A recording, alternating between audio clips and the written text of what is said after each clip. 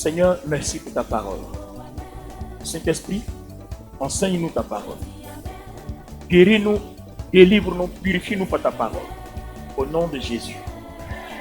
Ton amen est bon ce matin. Amen.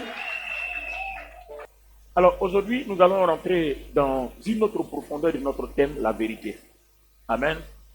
La dernière fois, c'était quoi? Dans le cœur de la vérité. Alors aujourd'hui, nous allons dans les profondeurs de la vérité. Alors, les dernières fois que nous avons étudié ici, vous et moi, on est arrivé à une phase où on a compris que dans 1 Jean 5, 6, la vérité, c'est l'esprit. Le Saint-Esprit est la vérité. Amen. Et on a vu aussi que la parole est la vérité. 1 Pierre 1, 22 dit, nos âmes sont purifiées quand on obéit à la vérité. Donc en fait, si quelqu'un est pur, c'est parce que quelqu'un a une relation avec la vérité. Et cette relation, c'est avec qui? Avec le Saint-Esprit. Donc le Saint-Esprit est la vérité. Gloire à Dieu. Alors on va aller dans les Écritures. Amen. Allons-y dans les Écritures. Comme la vérité, c'est le Saint-Esprit, on a dit que pour marcher dans la vérité, il faut donc vivre la vie du Saint-Esprit. Il faut vivre la vie du Saint-Esprit. Quelqu'un me donne son amen. Alors, allons-y dans le livre de Luc, chapitre 13, versets 6 à 9. Là-dessus, il leur raconta cette parabole. Oui. Un homme avait un figuier dans sa vigne. Un jour, il voulut cueillir des figues, mais il n'en trouvait pas une seule. Alors il dit à celui qui s'occupait de sa vigne, « Cela fait 3 ans que je viens chercher des figues à cet arbre, et il n'en a pas encore donné une seule. Arrache-le, je ne vois pas pourquoi il occupe la place inutilement. » « Maître, lui répondit l'homme, « Laisse-le encore une année. Je bêcherai la terre tout autour et j'y mettrai du fumier. Peut-être qu'il portera du fruit à la saison prochaine. Sinon, il sera toujours temps de l'arracher. » Acclamons la parole du Seigneur. Merci de vous asseoir. Mesdames et messieurs, votre attention s'il vous plaît. Ici, nous sommes en face de la parabole du figuier stérile. Amen. De quoi est-ce qu'il est question ici? Le Seigneur, en parlant au figuier stérile, est en train de parler à un chrétien.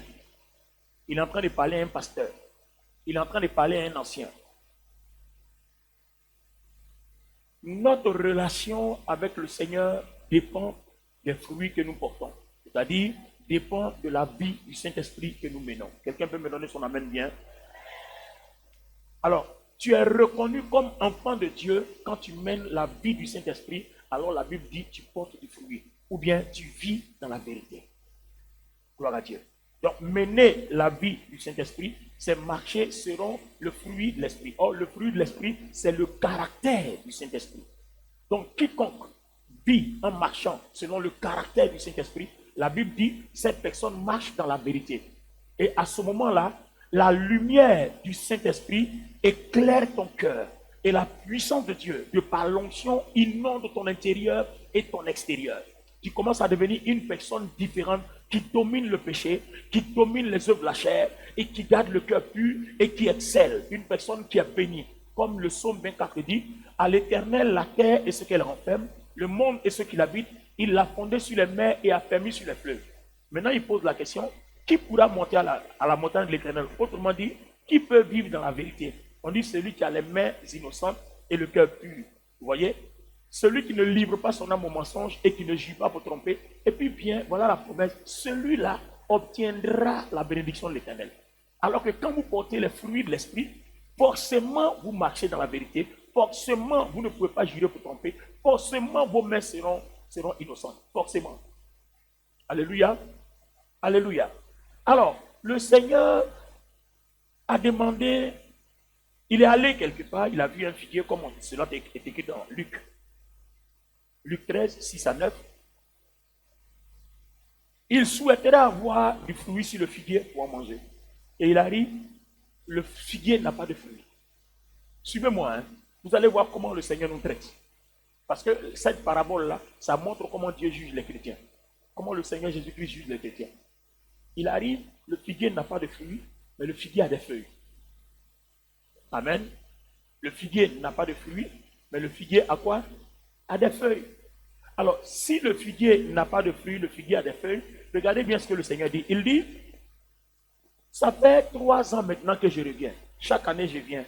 Je m'en vais, je reviens. Je m'en vais, je reviens. Ça fait 3 ans. Il n'a pas de fruits. Donc, pourquoi est-ce qu'il occupe l'espace terrestre inutilement? Donc, il y a des chrétiens inutiles qui occupent une place dans le corps de Christ inutilement. Parce qu'ils ont les feuilles, mais ils n'ont pas de fruits. Ils ont du zèle, ils viennent à l'église, ils chantent, ils dansent, ils font tout, mais ils ne vivent pas la vie du Saint-Esprit, c'est-à-dire ils ne vivent pas dans la vérité, ils ne portent pas du fruit. En fait, tes feuilles, les feuilles là, c'est ton zèle. Là, tu es venu, tu es assis. Mais pendant que tu es assis, même tu penses à autre chose. Ça, c'est les feuilles. Ah, alléluia. Tu vois, pendant que tu es assis ici, tu es en train de penser à un rendez-vous, c'est-à-dire, tu voudrais même que le culte la finisse, vite, vite, vite, vite, même tu as parti. Ça, c'est les feuilles. Ton amen est bon? C'est les feuilles. Ça, c'est les feuilles. Gloire à Dieu. Les feuilles, c'est que, tu vois, tu es quand même venu à l'église, mais tu es venu en retard. C'est les feuilles. Ça, c'est les feuilles. C'est-à-dire, tu fais tout sauf ce qu'on te demande. Ça, c'est les feuilles. Tout ce qu'on te demande, c'est du fruit. Maintenant, la différence, il dit, je lui ai laissé au moins 3 ans. Vous comprenez qu'il y a certains caractères que nous avons. Et puis, souvent, Dieu ne nous tue pas sur place. Et puis, il nous fait la grâce à Dieu. Et puis, on a l'impression que c'est parce que Dieu est d'accord avec qui ne nous tue pas. Non. Il te laisse du temps de te repentir. Et quand il a voulu, il a dit que le figuier stérile là occupe la place inutilement, il faut qu'on le coupe, le jette au feu. Il y a quelqu'un qui est venu plaider. Tu vois? Il dit, bon, donnons-lui encore un peu de temps. On va voir. Peut-être que l'année prochaine, quand tu vas revenir, ça sera OK. Amen. Peut-être que l'année prochaine, quand tu vas venir, ça sera OK. Donc, c'est comme ça que le Seigneur te donne du temps. Peut-être que d'ici là, ça va marcher. Peut-être que. Peut-être que. Maintenant, s'il revient, il a bien dit, hein, il dit s'il revient, que ça n'a pas marché, à ce moment-là, tu peux le couper. Donc, quand Dieu veut agir, c'est comme ça que Jésus plaide auprès du Père. Notre avocat auprès du Père. Quand Dieu veut nous taper, il plaide. Il dit, bon, donne-lui un peu de temps. Peut-être que l'année prochaine, ou bien d'ici 2 mois, il ou elle va changer. Donc, donnons-lui un peu de temps. Est-ce que vous comprenez? Donc, voilà comment votre dossier est traité, hein, dans le ciel là-bas. Pendant que vous êtes ici, vous êtes en train de faire votre live. Voilà. Quand on parle souvent, tu n'écoutes pas. Mais voilà comment, pendant que tu es en train de tourner là, on est en train de défendre ton dossier. On est en train de plaider pour que tu aies un peu de temps. Donc, tout ce que le Seigneur attend de toi, c'est que tu portes du fruit. Alors, comment porter du fruit? C'est vivre la vie du Saint-Esprit. Et comment on peut y arriver? Allons-y dans le livre d'Exode. Allons-y dans Exode chapitre 3, verset 2 à 12. Il dit, vous êtes la lumière du monde. Pourtant, il savait qu'il y avait la tentation, mais il a fait de nous la lumière du monde. Alors, bien-aimés dans le Seigneur, c'est à nous de comprendre que la vie chrétienne qui sauve, qui conduit au ciel, la vie chrétienne qui apporte la bénédiction, c'est une relation avec le Saint-Esprit basée sur du fruit qu'on appelle la vérité, qui ne sont rien d'autre que le mode de vie du Saint-Esprit. Le Saint-Esprit a des caractères. C'est son caractère là qu'il veut qu'on ait. Si on a ça, alors il sera en nous, nous on sera en lui. C'est à ce moment précis là que Christ en nous sera pour nous l'espérance de la gloire. Est-ce qu'un enfant de Dieu comprend maintenant? Est-ce qu'un enfant de Dieu comprend? Donc, avant d'aller dans la présence du Saint-Esprit, il faut d'abord que dans l'imagination de tes pensées, dans ton cœur, tu saches qui il est. Bon, aujourd'hui, on ne va pas parler de qui il est. Certainement, à partir de dimanche prochain, on va commencer à vous présenter le Saint-Esprit. Si je vous présente un autre aspect du Saint-Esprit, vous allez, votre vie là va plus être la même. Je vous donne rendez-vous dimanche prochain. Si je te présente le Saint-Esprit d'une certaine façon, parce que nous, on a vu seulement que l'Esprit qui vient guérir, qui vient opérer des miracles, l'Esprit qui vient bénir seulement, c'est tout. C'est faux, hein? C'est faux. Non, je ne vais pas rentrer dedans parce que sinon, ça va rallonger mon message. Gloire à Dieu. Donc, une relation avec le Saint-Esprit, porter du fruit, vivre dans la vérité, c'est elle qui conduit au ciel.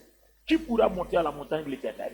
Celui qui a les mains innocentes et le cœur pur. Celui qui ne lit pas son âme au mensonge et qui ne juge pas pour tromper. Celui-là obtiendra la bénédiction de l'Éternel. Tu veux être béni? Voilà le chemin. Porter du fruit. Vivre dans la vérité. Amen. Le Saint-Esprit est la vérité. La parole est la vérité. Or, dans Jean 1, la parole est Dieu. La parole est Jésus-Christ. Donc, ça veut dire que Dieu, Jésus-Christ, le Saint-Esprit, c'est la même personne. Donne-moi ton amen bien. Alors, va maintenant, lis la suite maintenant, lis la suite. Et il ajouta, je suis le Dieu de ton père, le Dieu d'Abraham, le Dieu d'Isaac, le Dieu de Jacob. Moïse se cacha le visage car il craignait de regarder Dieu. L'Éternel dit, j'ai vu la souffrance de mon peuple qui est en Égypte, et j'ai entendu les cris que lui font pousser ses oppresseurs, car je connais ses... Je suis descendu pour le délivrer de la main des Égyptiens et pour le faire monter de ce pays dans un bon et vaste pays, dans un pays où coule le lait et le miel, dans les lieux qu'habitent les Cananéens, les Hétiens, les Amoriens, les Phérésiens, les Héviens, les Yébousiens. Voici, les cris d'Israël sont venus jusqu'à moi, et j'ai vu l'oppression que lui font souffrir les Égyptiens. Maintenant, va, je t'enverrai auprès de Pharaon, et tu feras sortir d'Égypte mon peuple, les enfants d'Israël. Moïse dit à Dieu, qui suis-je pour aller vers Pharaon et pour faire sortir d'Égypte les enfants d'Israël? Dieu dit, je serai avec toi, et ceci sera pour toi le signe que c'est moi qui t'envoie. Quand tu auras fait sortir d'Égypte le peuple, vous servirez Dieu sur cette montagne. Moïse dit à Dieu, j'irai donc vers les enfants d'Israël, et je leur dirai, le Dieu de vos pères m'envoie vers vous. Mais s'ils me demandent quel est son nom, que leur répondrai-je? Dieu dit à Moïse, je suis celui qui suis. Et il ajouta, c'est ainsi que tu répondras aux enfants d'Israël. Celui qui s'appelle je suis m'a envoyé vers vous. Dieu dit encore à Moïse, tu parleras ainsi aux enfants d'Israël. L'Éternel, le Dieu de vos pères, le Dieu d'Abraham, le Dieu d'Isaac et le Dieu de Jacob m'envoie vers vous. Voilà mon nom pour l'éternité. Voilà mon nom de génération en génération. Vous voyez qu'au verset 11, Moïse a compris la leçon. Il dit, mais qui suis-je? Qui suis-je moi? Vous voyez? Quand Moïse dit, qui suis-je? Alors, est-ce que quelqu'un peut se rappeler pourquoi Moïse dit, qui suis-je? Parce qu'en fait, Moïse ne se retrouve pas à Madian par hasard. Il est là-bas parce qu'il fuit la condamnation pour un meurtre. Donc c'est comme ça qu'il s'est retourné. Donc quand Dieu dit, retourne là-bas, mais les amis, il y a problème. Oui, quand il dit retourne là-bas, il y a problème. Il dit, qui suis-je? C'est-à-dire, je m'en vais là. Je suis quelqu'un, même des gens, on va m'attraper, Pharaon va me tuer. Donc il y a un contentieux avec eux. Je ne peux pas retourner là-bas comme ça. Il faut qu'il y ait des garanties pour que je puisse partir. Vous voyez? Donc, qui suis-je? Donc, vous voyez, une des choses que Dieu demande, c'est notre humilité. Même si tu sais faire, faut dire à Dieu, je ne suis rien. Je suis un serviteur inutile. Alléluia. Et à ce sujet, il y a une parabole sur le serviteur inutile. Amen. C'est-à-dire quelqu'un qui a travaillé et puis qui va dire, oui, moi, non. Jésus dit, même quand tu penses avoir bien travaillé, il faut toujours dire, Seigneur, je suis un serviteur inutile. Donc, le simple fait que tu penses avoir fait quelque chose de bon, ça ne mérite rien. Dieu te récompensera s'il veut. Donc, à toi de dire, Seigneur, voilà tout ce que j'ai pu réaliser, mais je suis un serviteur inutile. Donc ça, c'est l'humilité. Donc, on va s'approcher de lui en reconnaissant sa grandeur, en se dépouillant et en se revêtant d'humilité. Le Saint-Esprit aime les personnes comme ça. L'onction agit dans la vie des personnes comme ça. Parce que si vous êtes avec le Saint-Esprit, que vous pensez que vous pouvez, il n'intervient pas. Si vous pensez que vous êtes assez bien pour réussir, il n'intervient pas. C'est pour ça que même si tu as eu des diplômes, même si tu as des relations à gauche, à droite, il faut quand même confier la situation au Saint-Esprit. Dis-lui, j'ai des relations. Dis-lui, j'ai des diplômes, mais j'ai besoin de ton approbation. Voilà l'honneur que tu lui dois. Parce qu'il y a un problème. Dans le processus de la divinité, vous voyez, ton diplôme peut t'octroyer quelque chose, mais il peut s'avérer qu'avant la fondation du monde, quand Dieu t'envoyait, ça ne fait pas partie du plan pour lequel on t'a appelé. Donc, tu es obligé de passer par le Saint-Esprit pour qu'il te repositionne. Il y a certaines choses que nous pouvons faire par nos diplômes, mais qui malheureusement, souvent Dieu nous le refuse, parce que ça ne fait pas partie de la gloire que Dieu nous a préparée avant la fondation du monde. C'est-à-dire, s'il te laisse emprunter ce chemin-là, tu vas perdre beaucoup de choses. Parce que ça ne fait pas partie des choses qui ont été prévues pour toi. Donc, généralement, on a raté des opportunités, on a pleuré. Mais si on apprend à s'asseoir pour dire, Saint-Esprit, je te remercie parce que si tu m'as fait rater l'opportunité, c'est parce que quelque part, tu as jugé bon que c'est pas mon chemin. Donc, la Bible dit quoi? Toutes choses concourent au bien de ceux qui aiment Dieu. Est-ce que quelqu'un peut dire amen bien? Alléluia. Alors, maintenant, la troisième chose, parce que là, il vient d'exiger trois choses. Il y a une que Moïse même a compris. La première, il a dit des choses trois. Deuxième, Moïse même a compris. D'accord, il dit qui suis-je? Et troisièmement, voilà quelque chose d'autre qui va se passer. Cette fois-ci, allons-y maintenant dans Exode le chapitre 4, lis à partir du verset 1. Moïse répondit et dit, voici, ils ne me croiront point, ils n'écouteront point ma voix, mais ils diront, l'Éternel n'était point apparu. L'Éternel lui dit, Qui a-t-il dans ta main? Il répondit, une verge. L'Éternel dit, jette-le par terre. Oui. Il la jeta par terre et elle devint un serpent. Moïse fuyait devant lui. L'Éternel dit à Moïse, étends ta main et saisis-le par la queue. Il étendit la main et le saisit, et le serpent redevint une verge dans sa main. C'est là, dit l'Éternel, ce que tu feras, afin qu'ils croient que l'Éternel, le Dieu de leur père, t'est apparu. Le Dieu d'Abraham, le Dieu d'Isaac et le Dieu de Jacob. Attendez, hein, bloquez là. Ici, là, ça devient important. Ton amen est bien? Église, ton amen est bien? La partie là devient importante. Regardez bien. Dieu va faire une démonstration de puissance. Il dit, qu'est-ce que tu as dans la main? Il dit, un bâton, jette-le. Moïse jette le bâton devient un serpent. Ah, Moïse n'a pas encore compris que le Saint-Esprit a la capacité de transformer, même de faire parler une barre de fer. Le Saint-Esprit. Le bâton devient un serpent, il fuit. En fait, Dieu lui a montré toute cette défaillance d'être humain. Donc, vous ne pouvez pas marcher avec le Saint-Esprit sans être honnête et sincère et lui montrer, présenter vos défaillances, vos faiblesses.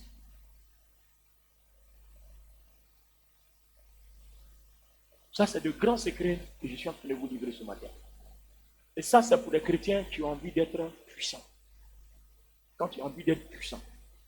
Amen. Quand tu ne veux pas juste être chrétien, venir à l'église, aller t'asseoir et puis souffrir, avoir des problèmes. Parce que c'est par la puissance de Dieu que tout se règle. Amen. Donc, lui-même, son propre bâton, il n'a jamais pensé que le même bâton-là pouvait devenir un serpent. Donc, en fait, souvent, chez vous à la maison, il y a des choses que le Saint-Esprit peut transformer en gloire. Si tu avais compris, ton amen allait être puissant. Chez toi à la maison, il y a des choses que le Saint-Esprit peut transformer en gloire. Le problème, c'est que tu es dans tes limites. Et si tu es dans tes limites, tu resteras dans tes limites. Alors, Dieu montre à Moïse qu'il n'est pas limité. Et il montre à Moïse que Moïse, lui, il est limité, mais lui, Dieu, n'est pas limité. Donc, quand tu marches avec le Saint-Esprit, il faut avoir dans ton esprit que tu n'es pas, que Dieu n'est pas limité, mais que toi, tu es limité. Donc, tu dois faire confiance à un Dieu illimité, qui a des potentialités, qui peut tout faire. Et ça s'appelle quoi? La foi. La dernière fois, on a parlé aussi que la vérité a un lien avec la foi. Gloire à Dieu, je ne vais pas revenir dessus. Gloire à Dieu. Alors, le deuxième signe, là où les choses commencent à devenir sérieuses, la suite, au verset 6. Écoutez bien ici la partie. Écoutez bien la partie. L'Éternel lui dit encore. Il dit quoi? Mets ta main dans ton sein. Mets ta main dans ton sein. Il mit sa main dans son Il sein. met la main dans son sein. Il la retira. Il retire. Et voici, sa main était couverte de lèpre. Aïe! Blanche comme la neige. Et Moïse fait quoi? Et l'Éternel dit, remets ta main. Remets ta main. Il remit sa main. Il remit sa main. Puis il la retira de son sein. Et voici, elle était redevenue comme sa chair. Très bien. Il y a une révélation ici. Écoutez-moi. Moïse étant meurtrier, il y a le mal en lui. Donc tu ne peux pas marcher avec le Saint-Esprit quand dans ton cœur, il y a beaucoup de desseins malencontreux contre la sainteté, contre la personne du Seigneur. Donc quand il dit à Moïse, mets la main dans ton sein, en fait il parle de son cœur. Quand il sort, il y a la lèpre. Donc Dieu lui dit, tu vois, voilà tout ça là qui est dans ton cœur là. Si tu vas en Égypte et ça, Pharaon va te tuer. Donc je vais te purifier pour que tu sois à la hauteur, pour que les miracles de ma présence soient parfaits.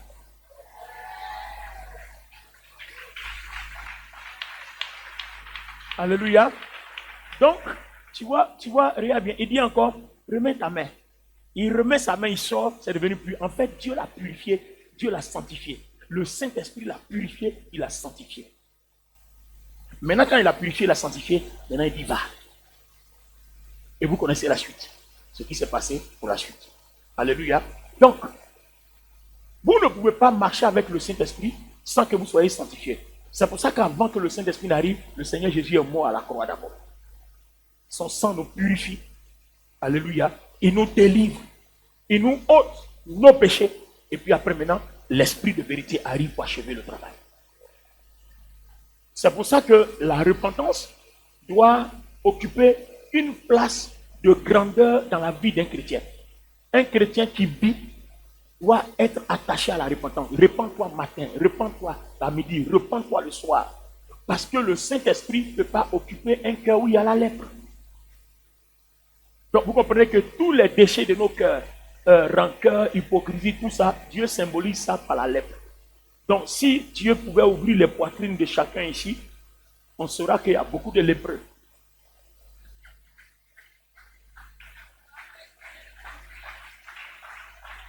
Vous voyez? Une chose qui fait que souvent Dieu ne nous bénit pas à la hauteur qu'on espère, parce qu'on marche avec un grand esprit, mais en fait, en réalité, à ses yeux, aux yeux du Saint-Esprit, on est des lépreux. La lèpre est dans nos cœurs. Faites attention. Quand le Seigneur ne veut pas que vous gardiez rancune, que vous soyez jaloux, vous soyez hypocrite, tout ça, aux yeux du Seigneur, ça représente quoi? La lèpre. Donc, le jour où la trompette sonne, les cœurs lépreux ne peuvent pas être enlevés. C'est les cœurs purs, habités par la lumière, qui sont enlevés. Qui pourra monter à la montagne de l'Éternel? Autrement dit, qui peut être enlevé? Celui qui a les mains innocentes et le cœur pur. Alléluia. Donc, faisons attention à la lèpre. La majeure partie des chrétiens sont des chrétiens handicapés. Nous tous, on est tous des chrétiens handicapés. Parce que beaucoup sont appelés, peu seront élus. Alléluia. Dis avec moi, je ne serai plus handicapé à partir d'aujourd'hui. Oh, dis-le moi, je ne serai plus lépreux à partir de ce matin. Acclamons le Seigneur. Gloire à Dieu. Alors, vous voyez, Église, que souvent nous jouons avec notre vie. Tout ce que la Bible condamne représente quelque chose de grave, je dirais même gravissime. Si Dieu dit, ne fais pas telle chose, c'est un symbole dans le royaume de Dieu. Tout ce que tu emmagasines dans ton cœur, c'est de la lèpre. Il a dit à Moïse, enlève. Il dit, avec ça, ton bâton ne peut pas opérer des miracles. Mais il remet, ça devient plus. Il dit, maintenant va, je serai avec toi. Quand Moïse dit, je ne sais pas parler, il dit, non, Aaron va parler à ta place. Parce que vous voyez, quand vous êtes pur de cœur, même vos insuffisances sont suppléées par d'autres choses que Dieu même met à votre disposition, que le Saint-Esprit même met à votre disposition. Amen ou amen pas? Amen fort. Alléluia. Alléluia. Alors, donc partant de là, pour ne pas que nous soyons lépreux, qu'est-ce qu'il faut faire? Lis-moi Galates chapitre 5, le verset 22. Pour ne pas être lépreux. Mais le fruit de l'esprit. Mais le fruit de l'esprit, c'est-à-dire le fruit du Saint-Esprit, le caractère du Saint-Esprit, c'est l'amour. L'amour. La joie. La joie. La paix. La paix. La patience. La patience. La bonté. La bonté. La bienveillance. La bienveillance. La foi. La foi. La douceur. La douceur. La maîtrise de soi. La maîtrise de soi. Bon, écoutez. Ici, vous voyez, on a cité combien? On a cité beaucoup de choses, non? Mais il aurait dû dire les fruits. D'accord? On aurait dû dire les fruits de l'esprit. Mais là, ça écrit quoi? Le fruit de l'esprit, c'est l'amour. Et puis on cite tout ça. Donc en fait, le caractère du Saint-Esprit là, ce n'est pas tout ce qu'on a cité là. Il y a une seule chose qui englobe tout. C'est pour ça qu'on dit le fruit, c'est d'abord l'amour. Tout ce que tu as cité, la bénignité, la patience, quand tu as l'amour là, tu es forcément, il y a bénignité dedans, il y a patience dedans, il y a tout dedans. Tout ça, c'est l'amour. Donc en fait, le fruit de l'esprit, c'est quoi? C'est l'amour. Donc la patience, tempérance, tout ça là, ça inclut dans l'amour. C'est pour ça qu'il ne dit pas les fruits, il dit le fruit. Quand tu es amour, tu es forcément tempérant. Quand l'amour de Dieu est dans ton cœur, tu es forcément patient. Alors, comment on peut expliquer ça? Alors, pour expliquer ça, il faut que toi et moi, on analyse, comment on appelle ça, les 14 manifestations de l'amour. L'amour a 14 manifestations dans 1 Corinthiens 13, du verset 4 jusqu'au verset 7. Nous allons citer ensemble et c'est là que je vais m'arrêter ce matin. La charité est patiente. La charité, l'amour est patient. Elle est pleine de bonté. Alors, on peut compter, non? L'amour est patient. Alors que le fruit de l'esprit, là, on a cité patience là-bas, non? Donc, tu vois que ça est dans l'amour. Est-ce que vous avez compris maintenant, non? Tout ce qu'on a cité là, c'est pour ça qu'on dit le fruit. Après, on parle de l'amour. Mais quand vous prenez l'amour, c'est un package à l'intérieur duquel il y a 14 éléments. Donc, si tu dis tu es amour, on doit voir ces 14 caractères, cette façon de marcher là, ça doit être ton comportement. Si on ne voit pas ça, c'est qu'il n'y a pas l'amour. Donc, en fait, si dans les 14, tu maîtrises seulement 3, c'est que tu aimes en pourcentage. Par exemple, sur 100%, peut-être que tu aimes à 30%, alors qu'on parle de la plénitude de l'esprit. Vous comprenez? Donc, comment est-ce qu'une partie de ton cœur peut avoir la lèpre et puis une partie peut avoir un peu de fruit? Non, on dit le fruit. C'est quand tu prends une mangue, tout est dedans. Donc, tu ne peux pas avoir un peu de mangue. Non, c'est l'ensemble de la mangue ou bien ce n'est pas la mangue. On dit le fruit, donc, soit c'est l'amour avec son contenu, ou bien ce n'est pas l'amour. Parce que tu ne peux pas marcher avec deux choses et puis tu diras que tu as l'amour. Ce n'est pas possible, ça ne marche pas. Est-ce que je peux avoir ton amen? Alors, donc, comptons ensemble, reprends, et l'église va compter, comptons ensemble. L'amour est patient. L'amour rend service. L'amour n'est pas jaloux. L'amour ne se vante pas. Il ne se gonfle pas d'orgueil. L'amour ne fait rien de honteux.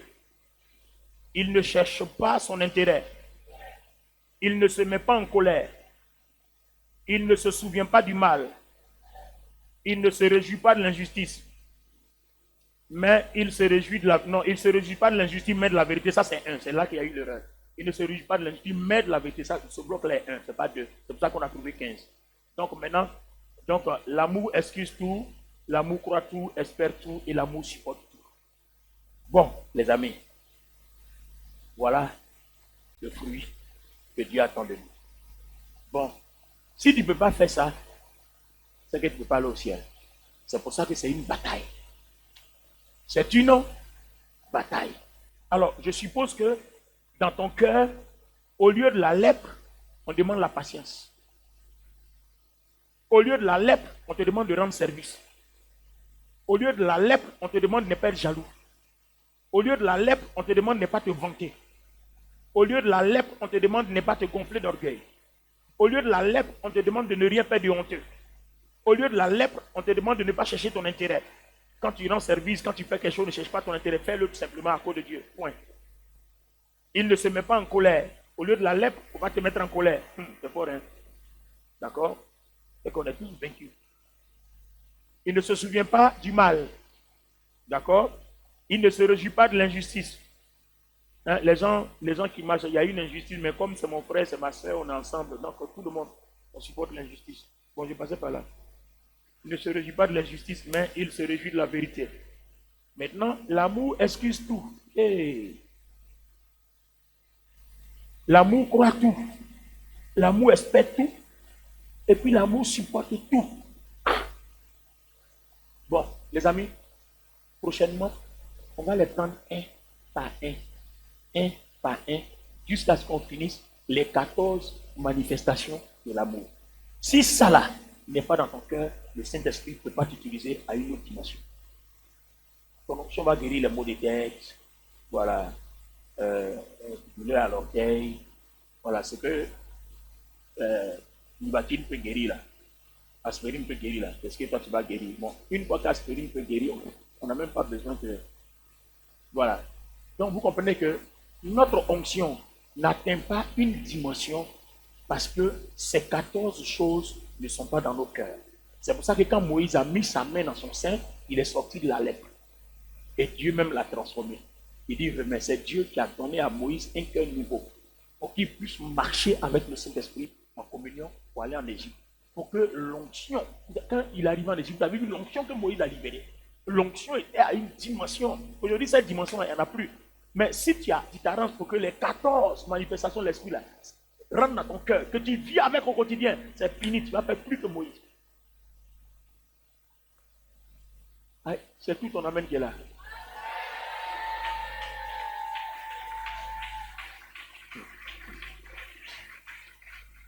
Donc, mesdames et messieurs, je vous informe que la vie chrétienne, c'est ça qui est là. Les 14 manifestations de quoi? De l'amour. Donc, le caractère qu'on te demande qu'on appelle fruit, c'est ça qui est là. 1 Corinthiens 13, versets 4 à 7. Souvent, si vous voulez comprendre, allez-y dans d'autres versions, parce qu'il y a des versions qui sont difficiles à comprendre, mais il y a d'autres versions. Par exemple, ce que j'ai lu, c'est paroles de vie. Vous voyez, lui, il est simple, on comprend bien. Donc, il y a 14 éléments. Abi, attends, si ces 14 éléments-là, tu ne peux pas te battre pour que ça fonctionne dans ton cœur. Il faut comprendre qu'il y a un certain niveau de grâce, de bénédiction, de puissance de Dieu que tu ne peux pas transporter. Parce que la vérité n'est pas en toi. Or, la vérité, c'est la lumière. Et la vérité marche avec la foi. Donc, ça veut dire que si cette lumière, cette vérité, ces 14 vérités ne sont pas en toi, ta foi ne fonctionne pas. Elle est limitée. Elle est prête. Alléluia. Alors, en réponse à ça, c'est pour ça que Dieu, le Seigneur a dit, priez sans cesse. Priez sans cesse. Parce que si tu ne pries pas sans cesse, tu ne peux pas avoir la capacité. Ce qu'on a dit là, toi tu es sûr que tu ne pries pas, tu peux faire ça là. L'amour excuse tout, pardonne tout. L'amour supporte tout. L'amour pardonne tout. L'amour excuse tout. L'amour oublie tout. Ce que tu as fait là, on n'a qu'à oublier ça comme ça. Non, non, vous-même vous comprenez, non? Vous comprenez, non? Non, est-ce que vous comprenez? Donc en fait, si tu n'es pas une personne attachée à la prière, à la méditation de la parole, si tu n'es pas une personne attachée à l'Esprit de Dieu, où tu cherches la face de Dieu chaque fois, tu ne peux pas arriver à là. Donc il faut beaucoup prier, il faut jeûner. Vous voyez, enfin, si vos capacités le permettent, il faut jeûner, il faut prier, il faut être tout le temps dedans. Même quand on appelle les 21 jours là, vous voyez, il y a beaucoup de personnes qui disent, ah, maintenant je sens que je suis transformé, le péché, voilà, c'est éloigné. Mais le problème, c'est que le jeûne l'a fini aujourd'hui. Quand on va commencer à manger, ça va revenir.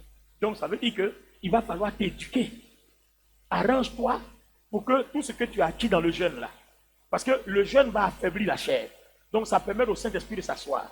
Mais quand tu vas finir là, quelle éducation tu te donnes pour conserver ce que tu as acquis dans le jeûne? Voilà tout le problème. Alléluia. Là, actuellement, là, quand on priait ici, là, il y avait du zèle. Mais passe une semaine ou 2 semaines, mange bien. Mais quand on va commencer à prier, vous voyez? En fait, je vous présente la chose comme ça, et puis on va prier. Église, regardez-moi. Que devient un corps quand il ne mange pas? Bon, vous m'avez vu, non? J'étais un peu gros dans le temps, non? Hein? À cause du jeûne là, tu as vu? Voilà, il est sorti les vieux serrés qui ne portaient plus là. Parce qu'à un moment donné, cette chemise là, vous ne pouvez pas la porter. Amen. Mais là, tu vois, ça me rend, on dirait, c'est maintenant que je viens d'acheter. Tu vois, je l'ai classé, mais je ne pouvais plus porter ça. Mais je mangeais trop. Mais là, maintenant, tu as vu, tout est sur moi. Même ce pantalon là, je ne pouvais plus le porter. Alors, donc, quand vous ne mangez pas, vous maigrissez. D'accord? Mais quand vous mangez, vous grossissez. Alors, imagine-toi. Toi, tu manges banane, tu manges taro, tu manges agbessi, tu manges atpou, tu manges foutou, tu manges kmereba, tu manges tout ça. Et puis ton corps, il grossit. Et quand ton corps grossit là, il prend toute la place dans le cœur, il rétrécit. Le Saint-Esprit occupe une petite partie. Et puis après on dit, Saint-Esprit, pardon, va là-bas, nous on veut vivre.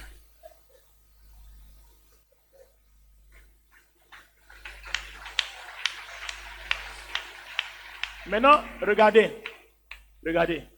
Tu vois que je ne mange pas le corps amaigri, non? Vous voyez, je suis en jeûne. D'accord? Mais ton esprit, il mange quoi? Quand tu lis la Bible, lui, il est en train de manger. Parce que plus il devient gros, plus tu es puissant. Mais plus ton corps devient gros, moins lui il est puissant. Attends, vous avez vu comment ça fonctionne maintenant? Donc, pardon, celui qui aime la nourriture là, pardon, il faut temporiser un peu. À manger, voilà, tout est là devant toi. Voilà. Femme comme garçon, tout est là devant toi. Alors, regardez, Église. Quand vous ne méditez pas la parole, quand vous ne priez pas, quand vous ne jeûnez pas, quand vous ne faites pas tout ça que vous mangez seulement, c'est-à-dire, votre esprit est en jeûne. Alors que quand ton esprit est en jeûne, lui, ne mange pas, il s'affaiblit. Donc, ton esprit doit manger plus que ton corps. Voilà le problème en fait. Là, tu vois, mon corps est en jeûne.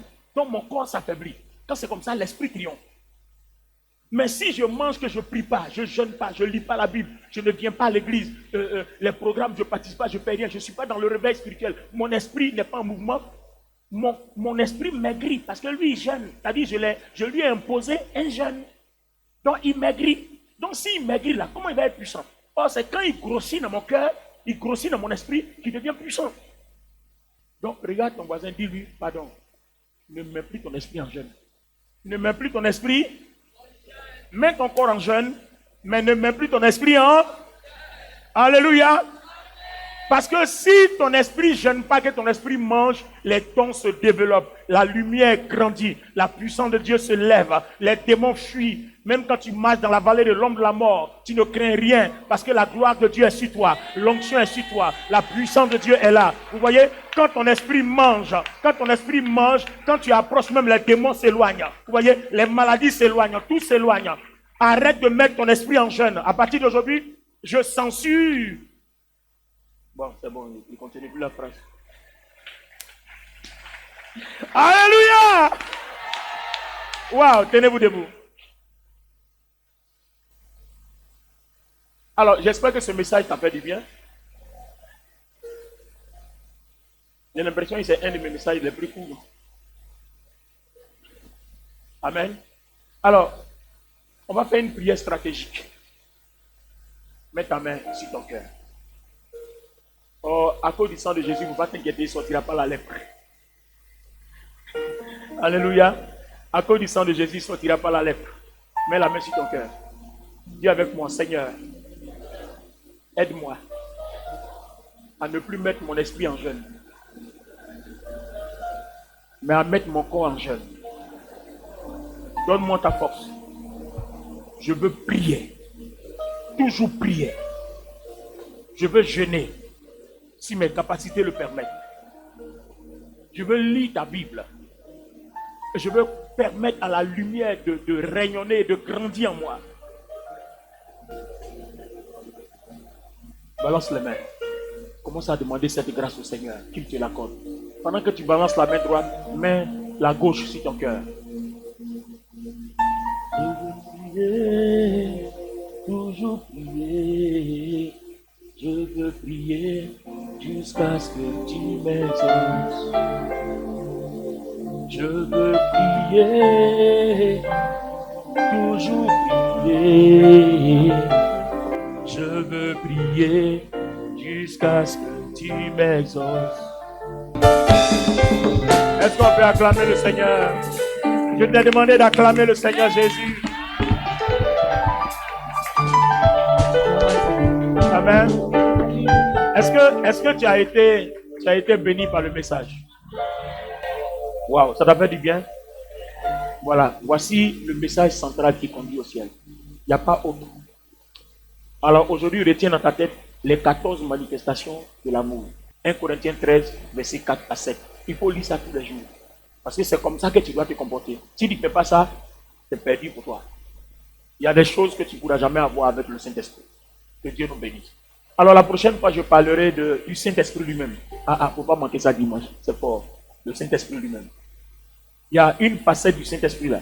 Si on te parle de ça, ta vie va changer. C'est-à-dire, toi-même là, tu seras révolté à un point, tu vas dire, mais attends, qu'est-ce que j'ai perdu du temps? Qu'est-ce que j'ai été inutile sur la terre? Qu'est-ce que j'ai été inutile sur la terre? Donc le Saint-Esprit, il pouvait faire des choses comme ça. Gars, il est comme ça. Amen.